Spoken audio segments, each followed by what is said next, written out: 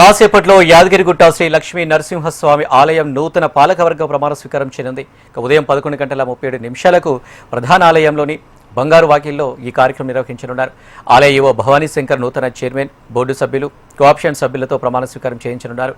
లక్ష్మీ నరసింహస్వామి సన్నిధిలో ముఖమండపంలో ఈ వేడుక అత్యంత వైభవంగా సాగనుంది.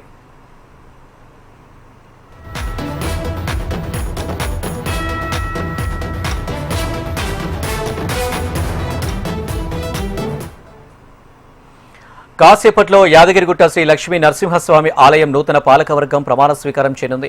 ఉదయం 11:37 ప్రధాన ఆలయంలోని బంగారు వాకిలిలో ఈ కార్యక్రమం నిర్వహించనున్నారు. ఆలయ ఈవో భవానీ శంకర్ నూతన చైర్మన్, బోర్డు సభ్యులు, కోఆప్షన్ సభ్యులతో ప్రమాణ స్వీకారం చేయించనున్నారు.